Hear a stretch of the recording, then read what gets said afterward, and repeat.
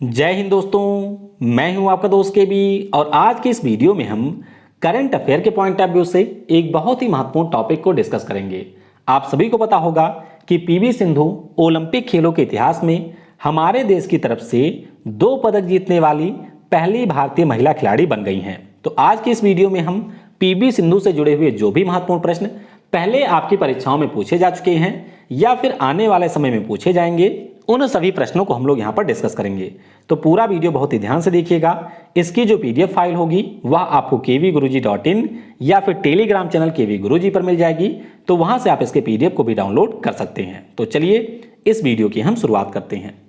पहला प्रश्न है कि प्रसिद्ध भारतीय खिलाड़ी पीवी सिंधु ये हमारे किस खेल से संबंधित हैं। तो आसान सा प्रश्न है, आप सभी को पता होगा कि ये बैडमिंटन की खिलाड़ी हैं, यानी कि ऑप्शन बी होगा करेक्ट।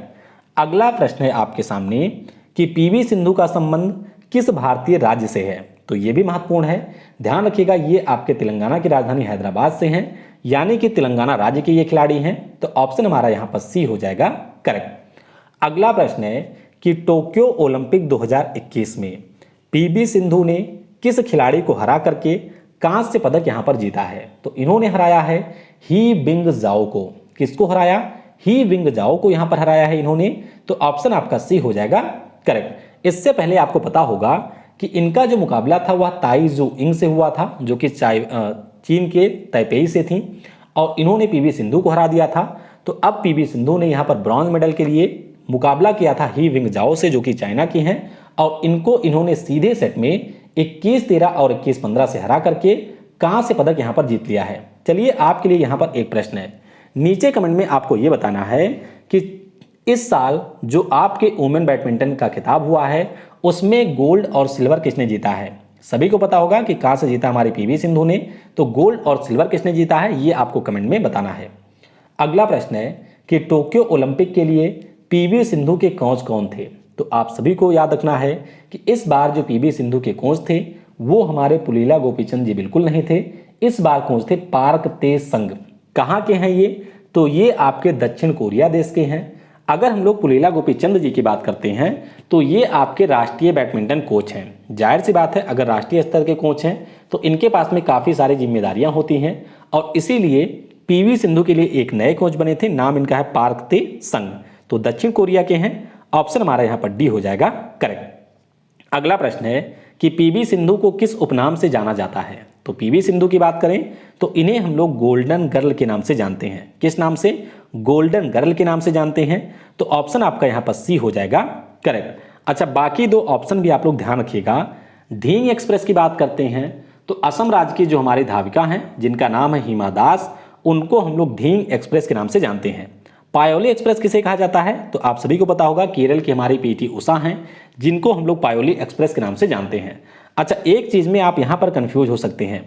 पीटी उषा जी की जो किताब है उसका नाम भी है गोल्डन गर्ल। तो ध्यान रखिएगा, गोल्डन गर्ल उनकी किताब का भी नाम है, और पीवी सिंधु को भी हम लोग गोल्डन गर्ल के नाम से जानते हैं। तो ऑप्शन सी होगा यहां पर करेक्ट। अगला प्रश्न है कि 2016 में जो आपके रियो में ओलंपिक का आयोजन हुआ था उसमें पीवी सिंधु ने कौन सा पदक जीता था। तो इन्होंने वहां पर जीता था रजत पदक, यानी कि ऑप्शन आपका यहां पर सी हो जाएगा करेक्ट। तो काफी ज्यादा महत्वपूर्ण प्रश्न है, ध्यान रखिएगा। 2016 में इन्होंने जीता था आपका रजत पदक, और इस साल इन्होंने जीता है कांस्य पदक। तो ऑप्शन हमारा सी होगा यहां पर करेक्ट। इसके अलावा आपको यह भी ध्यान रखना है कि 2012 में जो हमारा लंदन ओलंपिक हुआ था उसमें साइना नेहवाल ने जीता था कांस्य पदक। तो ये सारे पॉइंट आपको ध्यान रखने हैं। अगला प्रश्न है कि BWF विश्व चैंपियनशिप 2019 में पीवी सिंधु ने कौन सा पदक जीता था। ये काफी ज्यादा महत्वपूर्ण है, और उस समय तो ये बहुत सारी परीक्षाओं में पूछा गया था।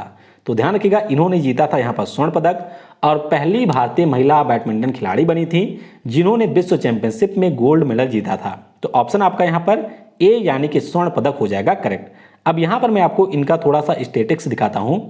देखिए, 2013 में जो विश्व चैंपियनशिप हुआ उसमें इन्होंने कांस्य जीता, 14 वाले में इन्होंने जीता था कांस्य, 17 में उसके बाद में हुआ तो इसमें इन्होंने रजत जीता था, 18 वाले में भी इन्होंने रजत जीता था। उसके बाद में जो आपका 19 होता है स्विट्जरलैंड के बेसेल में, यहां पर इन्होंने स्वर्ण पदक जीता था। और ध्यान रखिएगा, फाइनल मुकाबले में इन्होंने जापान की नाजोमी ओकुहारा को हराया था। तो काफी ज्यादा महत्वपूर्ण प्रश्न है, ध्यान रखिएगा कि ये पहली भारतीय बनी थी उस समय जिन्होंने आपके विश्व चैंपियनशिप में गोल्ड मेडल जीता था। अगला प्रश्न है कि पीवी सिंधु को किस वर्ष खेल रत्न पुरस्कार से सम्मानित किया गया था। तो खेल रत्न की बात करते हैं, वो इनको मिल चुका है 2016 में ही, जब इन्होंने जीता था आपका रजत पदक ओलंपिक में, तो उसी समय इनको खेल रत्न मिल गया था। तो ऑप्शन हमारा यहाँ पर डी हो जाएगा करेक्ट। इसके अलावा आप ध्यान रखेंगे कि पीवी सिंधु को यहाँ पर कई सारे अन्य पुरस्कार भी मिल चुके हैं, जैसे कि 2013 में हमारे जो खेल का दूसरा सर्वोच्च सम्मान है अर्जुन पुरस्कार, वो भी इनको मिल चुका है। 2015 में पीवी सिंधु को भारत का जो चौथा सर्वोच्च नागरिक सम्मान है पद्मश्री, ये भी आपका मिल चुका है। और इनको पिछले साल आपका पद्म भूषण भी मिल चुका है, यानी कि पद्म भूषण पद्मश्री इनको मिल चुका है। और ऐसा संभव है कि आने वाले समय में इनको पद्म विभूषण से भी सम्मानित किया जाए। तो 16 में खेल रत्न, 13 में अर्जुन पुरस्कार, 15 में इनको मिला पद्मश्री और 20 में इनको मिला था यहाँ पर पद्म भूषण। तो ये सारे आपको याद रखने हैं। अच्छा, अब थोड़ा सा इनके बारे में बात कर लेते हैं कि जो हमारे एशियन गेम हुए हैं उनमें इनका परफॉर्मेंस कैसा है। तो 2014 में जो आपका ग्लासगो में हुआ था, उसमें इन्होंने कांस्य पदक जीता था। किसमें? ग्लासगो में जो आपका हुआ था एशियन गेम्स, उसमें इन्होंने जीता था कांस्य पदक। इसी प्रकार से अगर हम लोग बात करते हैं कॉमनवेल्थ गेम्स 2018 की, तो इसमें इन्होंने क्या जीता था? इसमें इन्होंने जीता था स्वर्ण पदक। तो ध्यान रखिएगा, भारत की साइना नेहवाल ने पीवी सिंधु को हराया था और साइना ने जीता था स्वर्ण, इन्होंने जीता था सिल्वर। तो ये भी आपको याद रखना है।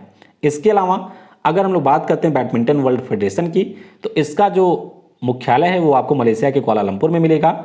इसका जो स्थापना है वो आपका 1934 में हुआ था और इसमें सदस्य देश हैं 194। अगला हमारा प्रश्न है कि टोक्यो ओलंपिक 2021 में जो आपकी मीराबाई चानू हैं, इन्होंने किस खेल में भारत के लिए रजत पदक जीता है। तो अभी तक आपको पता होगा कि हमारे देश ने टोटल 2 पदक जीते हुए हैं। पहला पदक जो हमारे देश का है उसको जीता था पहले ही दिन मीराबाई चानू ने। तो ध्यान रखिएगा, ये आपके भारोत्तोलन की खिलाड़ी हैं। किसकी हैं ये? तो ये हमारे भारोत्तोलन की खिलाड़ी हैं। और इस साल जो आपका ओलंपिक हुआ था उसमें इन्होंने भारोत्तोलन में भारत को रजत पदक दिलाया था। तो ऑप्शन आपका यहाँ पर ए हो जाएगा करेक्ट। अच्छा, अब मीराबाई चानू की बात हुई है तो पहले तो आपको ये याद रखना है कि 49 किलोग्राम वर्ग में इन्होंने ये रजत पदक जीता है। इसके अलावा आपको ध्यान रखना है कि ये हमारे मणिपुर राज्य की खिलाड़ी हैं। कहाँ की हैं? मणिपुर राज्य की ये खिलाड़ी हैं। 2018 में भारत सरकार के द्वारा इनको खेल रत्न पुरस्कार भी दिया जा चुका है और इनको 2018 में पद्मश्री पुरस्कार भी मिला था। इसके साथ साथ आपको ये ध्यान रखना है कि भारोत्तोलन में हमारे देश की ये दूसरी खिलाड़ी हैं जिन्होंने ओलंपिक खेलों में आपके कोई भी पदक जीता है। इससे पहले वर्ष 2000 का जो हमारा सिडनी ओलंपिक हुआ था उसमें कर्णम मल्लेश्वरी ने भारोत्तोलन में ही आपके ब्रॉन्ज मेडल को जीता था। तो कर्णम मल्लेश्वरी के बारे में आपको ये भी ध्यान रखना है कि हमारे देश की वो पहली महिला हैं जिन्होंने ओलंपिक खेलों में स्वर्ण पदक जीता हुआ था। तो मीराबाई चानू और पीवी सिंधु को हम सभी सलाम करते हैं और उम्मीद करते हैं कि जो आपका बचा हुआ ओलंपिक है उसमें हमारे जो अन्य यहाँ पर पार्टिसिपेंट हैं वो भी इसी प्रकार से और पदक लेकर के आएंगे। तो चलिए, वीडियो में जाने से पहले मैं आपको बता दूं कि अनअकैडमी के ऊपर डेली मेरी लाइव क्लास होती है जिसमें आपके ग्रुप डी के जो प्रश्न पूछे गए थे उन सभी प्रश्नों को हम लोग डिटेल में डिस्कस करते हैं। तो अगर आपको भी आने वाले समय में ग्रुप डी का एग्जाम देना है तो आप इन क्लासेस को ज्वाइन कर सकते हैं। डेली मेरी क्लास होती है 11:50 पर, ये आप ध्यान रखेंगे। नीचे आपको मेरी प्रोफाइल का लिंक मिलेगा, उसके ऊपर क्लिक करके आप मुझे अनअकैडमी के ऊपर फॉलो कर सकते हैं। सारे क्लासेज आपके बिल्कुल फ्री होते हैं और सारे क्लासेज की आपको पीडीएफ भी यहाँ पर डिटेल फॉर्मेट में दी जाती है जिससे आप लोग आसानी के साथ में रिवाइज भी कर सकें। Thanks for watching. जय हिंद, जय भारत और सबसे जरूरी, पढ़ेगा भारत तो बढ़ेगा भारत।